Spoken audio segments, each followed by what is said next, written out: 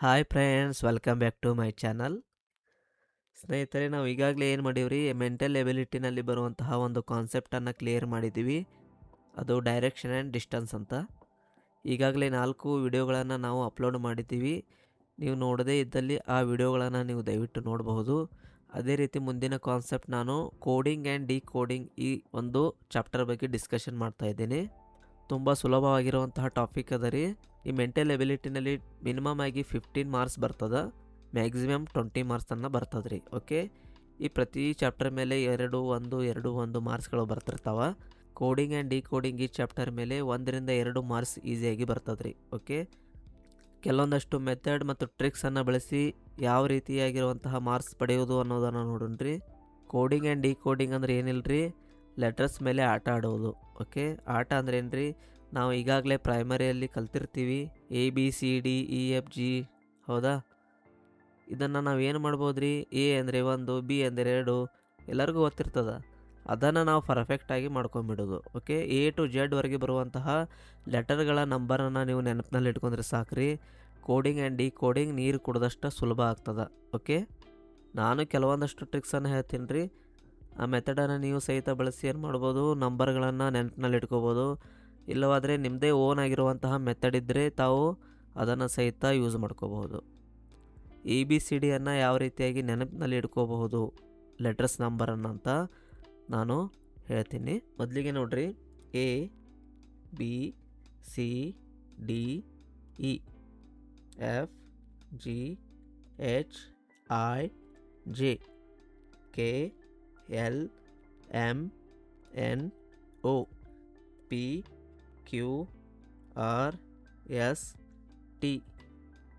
UVWXYZ. Okay, ನೋಡ್ರಿ ಇಲ್ಲಿ. Okay, ಟೋಟಲಾಗಿ ಎಷ್ಟು ಇರ್ತದೆ ರೀ, 26 ಲೆಟರ್ಸ್ ಇರ್ತದೆ, ಹೌದಾ? ಆ 26 ಲೆಟರ್ಗಳನ್ನು ನಾವು A1, ಹೌದಾ, A1 ಅಂತಿರಲ್ಲ, A1 ಆಲ್ಮೋಸ್ಟ್ ಆಗಿ ABCD ಅಂತ ಎಲ್ಲರಿಗೂ ಗೊತ್ತಿರ್ತದೆ. A ಅಂದರೆ 1, B ಅಂದರೆ 2, C ಅಂದರೆ 3, D ಅಂದರೆ 4 ಅಂತ, ಹೌದಾ? ನಾವು ಡೈರೆಕ್ಟಾಗಿ E ಇಂದ ಸ್ಟಾರ್ಟ್ ಮಾಡೋಣ. E ನೋಡ್ರಿ, ಇದು ಬೇಸಿಕ್ಕಾಗಿ ಒಂದು ನಿಮಗೆ ಇಲ್ಲೊಂದು ಹಿಂಟ್ ಸಿಗ್ತದೆ. ಈ ಲೆಟರ್ಗಳನ್ನು ನೋಡ್ರಿ, E ಜ್ಯೋತಿ, ಹೌದಾ? E ಜ್ಯೋತಿ ಇದೇನದ ರೀ, E ಎಷ್ಟು ಅದ ರೀ, 5 ಅದ. J ಎಷ್ಟು ಅದ ರೀ, +5 ಮಾಡಿದಾಗ J ಬರ್ತದೆ. ಓಕೆ, O ಏನದ ರೀ, +5 ಮಾಡಬೇಕು, O ಬರ್ತದೆ. T 20 ಬರ್ತದೆ, Y 25 ಬರ್ತದೆ. ಈ ಲೆಟರ್ಸ್ಗಳ ನಂಬರನ್ನು ನೀವೇನು ಮಾಡಬೇಕು, ನೆನಪಿನಲ್ಲಿ ಇಟ್ಕೋಬೇಕು. ಅದೇ ರೀತಿ ಇಲ್ಲಿ ನೋಡ್ರಿ, F ಅನ್ನು ಯಾವ ಥರ ನಾವು ನೆನಪಿನಲ್ಲಿ ಇಟ್ಕೋಬಹುದು, ಫಿಕ್ಸ್ 6, ಹೌದಾ?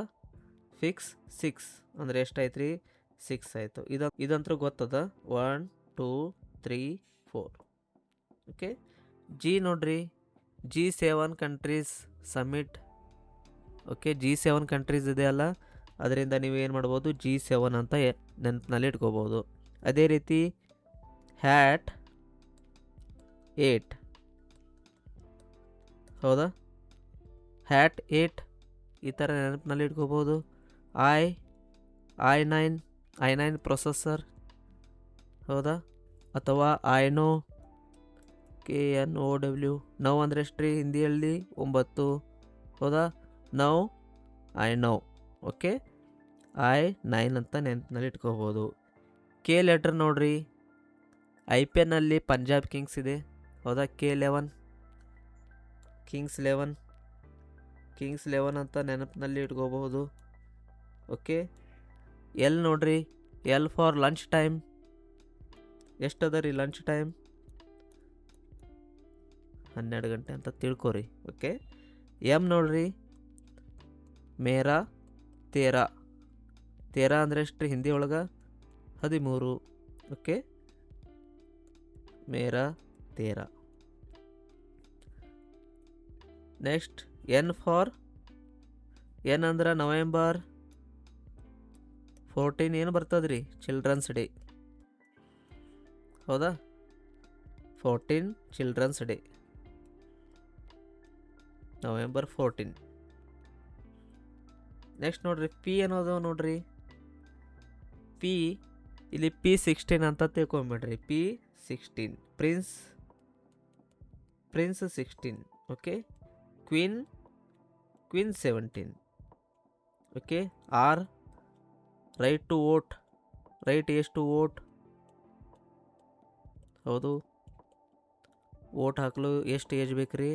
18 ಬೇಕು. ಹೌದಾ, 18. S for 19. ಓಕೆ, ಯು ನೋಡ್ರಿ, ಯು ಕೆ. ಇಲ್ಲಿ ನಾನು ಏನು ಮಾಡ್ತೀನಿ, UK 21 ಅಂತ ಹಾಕಿಬಿಡ್ತೀನಿ. United Kingdom 21. Okay, V for ನಾನು ವಾಯ್ಸ್ ಅಂತ ಕೊಟ್ಟಿದ್ದೀನಿ, ವಾಯ್ಸ್ 22 ವಾಯ್ಸ್. ಓಕೆ, WXYZ ಇದು ನಿಮ್ಗೆ ಗೊತ್ತಿರ್ತದೆ ರೀ, ಆಲ್ಮೋಸ್ಟ್ 4th ಲಾಸ್ಟ್ ಲೆಟರ್ ಇರ್ತದೆ, 4 ಲೆಟರ್. ಓಕೆ, ಎಷ್ಟು ರೀ? 23, 24, 25, 26 ಈ ಥರ ನೆನಪಿನಲ್ಲಿ ಇಟ್ಕೋರಿ. E5, J10, O15, T20. ಇಲ್ಲಿ ನೋಡ್ರಿ T20 ಕ್ರಿಕೆಟ್. ಹೌದಾ, ಟಿ ಆ ರೀತಿಯನ್ನು ನೆನಪಿನಲ್ಲಿ ಇಟ್ಕೋಬೋದು. Y25. ಓಕೆ, ಈ ಲೆಟರ್ಸ್ಗಳ ನಂಬರ್ಗಳನ್ನು ನೆನಪಿನಲ್ಲಿ ಇಟ್ಕೊಂಡ್ರೆ ಸಾಕ್ರಿ. ಓಕೆ, ಕೋಡಿಂಗ್ ಡಿಕೋಡಿಂಗ್ ಇದು ತುಂಬ ಈಸಿಯಾಗಿರುವಂಥ ಆಟ. ಓಕೆ, ABCD ಮೇಲೇ ನಾವು ಆಟ ಆಡ್ಕೋತಾ 2 ಮಾರ್ಕ್ಸನ್ನು ನೀವು ಗಳಿಸ್ಬೋದು.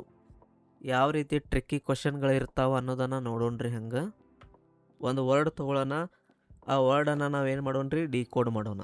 ಓಕೆ, ನಾನಿಲ್ಲಿ ಕಂಪ್ಯೂಟರ್ ಅಂತ ಏನು ಮಾಡ್ತಾಯಿದ್ದೀನಿ ರೀ, ಒಂದು ವರ್ಡ್ ತೊಗೋತಾ ಇದ್ದೀನಿ.